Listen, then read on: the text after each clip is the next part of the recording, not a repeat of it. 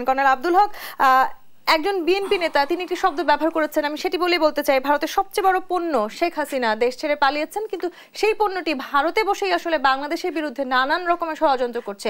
আপনি বলছিলেন যে এভাবে যদি আসলে নানান রকমের ঘটনা ঘটতে থাকে, অনাকাঙ্ক্ষিত ঘটনাগুলো একটা পর্যায়ে গিয়ে আসলে বাংলাদেশ এবং ভারতের যে সম্পর্ক, সেই সম্পর্কের আসলে কোনো কঠিন পরিণতির দিকে আমরা যাচ্ছি কিনা।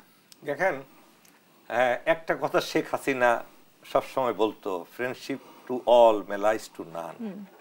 আসলে সে যে কত বড় একটা প্রতারক, বিশ্ববিখ্যাত প্রতারক। যদি প্রতারণার কোনো নোবেল পুরস্কার থাকতো তাহলে শেখ হাসিনা পেত। মিথ্যাবাদী। তার পুরো দলের ভাই বলছে আওয়ামী লীগ অনেকে সফট আছে, ভালো আছে। মায়ের দেশে তো প্রচলিত ভাই যে এই মানুষ না আওয়ামী লীগ, এই মানুষ না আওয়ামী লীগ, অর্থাৎ কোনো মানুষ নামের প্রাণী আওয়ামী লীগ করতে পারে না। তার টপ টু বটম কিলার, মার্সিলেস কিলার। বিশ্বজিৎকে কিভাবে হত্যা করেছে মনে আছে? বিশ্বজিৎ বারবার বলতেছে, তার খুলে দিচ্ছে সব, ভাই আমি মুসলমান না, আমি হিন্দু। তারপরে কি আবরার কি নির্মম ভাবে তাকে হত্যা করেছে। এরকম অসংখ্য হত্যাকাণ্ড তারা ঘটেছে। তারা শুরু করলো কি দিয়ে? বিডিআর হত্যাকাণ্ড দিয়ে, মনে আছে আপনাদের? এই যে ভাই একটা কথা বলেন, এই ঘটনা যদি ইন্ডিয়া ঘটতো, মনে করে ইন্ডিয়ার যদি এরকম আর্মির 57 জন অফিসারকে আমরা মারতাম, তাহলে কি ইন্ডিয়া কি করতো? Question to you. 57 জন অফিসার শুধু মেরেই ক্ষান্ত হয়নি, এরপরে একটার পর একটা ষড়যন্ত্র। এই 57 জন অফিসারকে কেন্দ্র করে প্রায় 800 সামরিক অফিসারকে তারা বাড়ি পাঠিয়েছে। 800 অফিসার। তার মধ্যে আপনি এখানে যাকে দেখতে পাচ্ছেন তাও সেও আপনার বর্ণনার কথা আমরা শুনছিলাম। আমি একটু চাই আসলে আমাদের যারা দেখছেন আজকের অনুষ্ঠান, তারা একটু জানুক যে আসলে বিগত যে সরকারকে আমরা ফ্যাসিস্ট বলছি, কেন কিভাবে তারা নির্যাতন করেছেন। আমি আজকে এই প্রসঙ্গে আনবো না, আরেকদিন আলাদা অনুষ্ঠান করবেন আপনারা, সেই দিন বলবো। এটা জরুরি না, দীর্ঘদিন ধরে। শুধু আমি একা না, আমার আরো অসংখ্য ভাই আছে। আমি আজকে আলোচনায় এই জন্য সীমাবদ্ধ থাকবো যেহেতু আপনাদের অনুষ্ঠানটাই সেই প্রসঙ্গে। দেখুন, এই যে বিডিআর হত্যাকাণ্ডের পরেই শেষ নাই।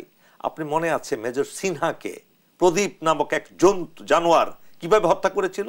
সেই বিচারও কিন্তু হাসিনা করে নাই, এবং কোনো বিচার করবে কেন? এটার সাথে সরাসরি ইন্ডিয়া জড়িত। এখন আসুন, what is going to happen বাংলাদেশে, কি হতে যাচ্ছে? অনেকে ভাবছেন যে ভারতের মতন এত শক্তিশালী একটি রাষ্ট্রের সাথে বাংলাদেশ আদৌ পেরে উঠবে কিনা। সেটাই আমি বলছি। ইন্ডিয়াকে অনেকে শক্তিশালী মনে করে, আসলে কিন্তু এই শক্তিশালী বলতে বলতে মুখে মুখে শক্তিশালী হয়ে গেছে। বাস্তবে কিন্তু তাদের অনেক দুর্বলতা আছে, অনেক দুর্বলতা আছে। এরা কাপুরুষ। আমাদের যে বর্ডার এসকেলেশন হয়েছে কয়েকটা, সেই এসকেলেশনে দেখেছেন তারা কিরকম ভীরুর মতো এখানে ই করেছে। বেরুবাড়ি, তারপরে রৌমারি, সেখানে তারা কিভাবে মৃত্যুর সম্মুখীন হয়েছে আমাদের সৈন্যদের সামনে। তারা মানসিকভাবে খুব দুর্বল। এই যে দেখুন, আজকের যদি মিডিয়া দেখেন, ইন্ডিয়ার মিডিয়া, তারা বাংলাদেশকে আক্রমণ করার যে তথ্য প্রকাশ করেছে, ফলো করে প্রকাশ করেছে। 11ই নভেম্বর ঘটনা শুরু থেকে দেখুন, 11ই নভেম্বর পাকিস্তান থেকে একটা পণ্যবাহী জাহাজ বাংলাদেশে এসেছে। কোনো এখানে কিন্তু কোনো অস্ত্র কিছুই ছিল না। যদি অস্ত্র থাকতো তাহলে তো গোপনে আসবে, প্রকাশ্যে দিয়ে আসবে কেন? সেটাকে ধরে নিয়েছে পাকিস্তান থেকে। এই পণ্যবাহী জাহাজের নাম করে বিশাল অস্ত্র ভান্ডার এসেছে। এইটা শোনার সাথে সাথে তারা 15 নভেম্বর থেকে তারা কিন্তু পুরা চতুর্দিকে আমাদের কয়েকটা জায়গায় 111টা পয়েন্টে তারা তাদের সৈন্য সমাবেশ করেছে, এবং তাদের পিনাকা নামক মিসাইল আছে, মাল্টি ব্যারেক রকেট লঞ্চার বলা হয়। এটা 65 কিলোমিটার দূরবর্তী এলাকায়ও তারা ধ্বংস পরিণত করতে পারে। এবং রাফেল বিমান তারা বিভিন্ন তাদের বিমান ঘাঁটিতে এখন নিয়োজিত করেছে।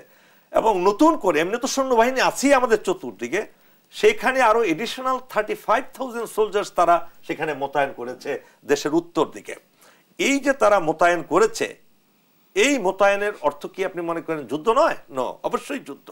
তারা দেশের ভিতরে আমাদের বাংলাদেশের বিরুদ্ধে আওয়ামী লীগ নামক যে নপুংসকগুলো আছে, এদের কাছেও কিন্তু অস্ত্র আছে, এবং এইসব কারণেই তারা আসলে বারবার সীমান্ত অবরোধের হুমকির মতন এত বড় বড় কথা বলার সুযোগ পাচ্ছে কিনা, সেটিও তো একটি বড় প্রশ্ন থেকে যায়। আপনারা মনে করবেন না, আমরা মনে করি কিছুই করবে না, কেউ করবে না, এরকম কিছু করবে না, এটা কিন্তু তাদের প্রচারণা। তারা বলছেন যে তারা হয়তো কিছু করবে না, আবার তাদের মিডিয়াগুলো অতিরঞ্জিত করে নানান রকম খবর প্রচার করছেন। অতিরঞ্জিত নয়, তারা বাস্তবে সেটাই করবে, দেখবেন।